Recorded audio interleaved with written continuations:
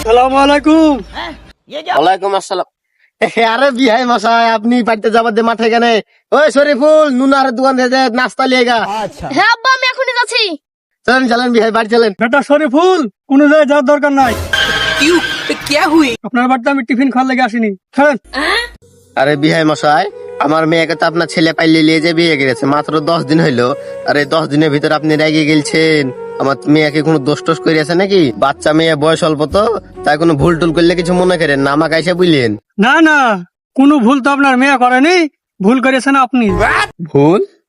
আপনি কি বলছেন বিহাই মশাই? আমি তো কিছু বুঝতে পারছি না। ওরা না হয় বাচ্চা ছেলে মেয়ে, ওরা কিছু বুঝে না, আপনার তো বোঝা উচিত। ইয়াই মানে বিহাই মশাই, আপনি কি যৌতুকের কথা বলছেন? আরে ছি ছি ছি, যৌতুক লাগো খুশি মনে দেওয়া।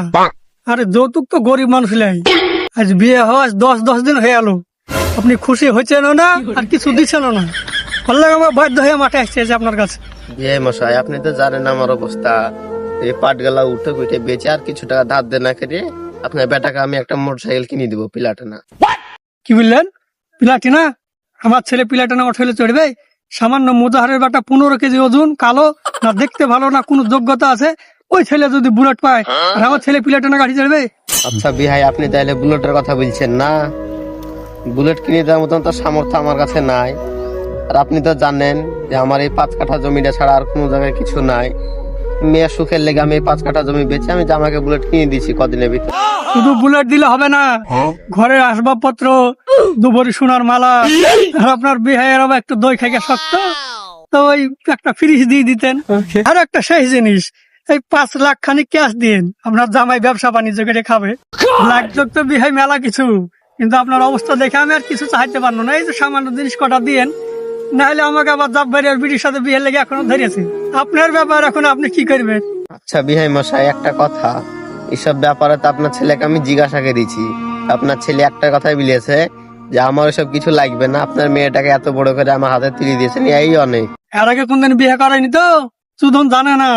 ছোট ছেলের কথা কান দিলে হবে? ওর কট্টক বুদ্ধি। আপনি দিবেন কি দিবেন না সেটা সরাসরি বলেন। আপনার দিতে যদি অত অসুবিধা হয়, তাহলে আমার ছেলেকে আমি বাড়িতে বার করে দিচ্ছি, আপনার মেয়েকে আর আপনার ছেলেকে আপনার বাড়িতে রাখেন।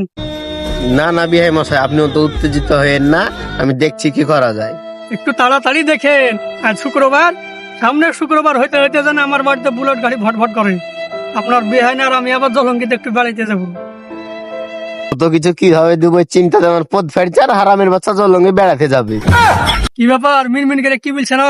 না না বিহাই, ও কিছু না। তো চলেন বাড়ির দিকে চলেন, টিফিন না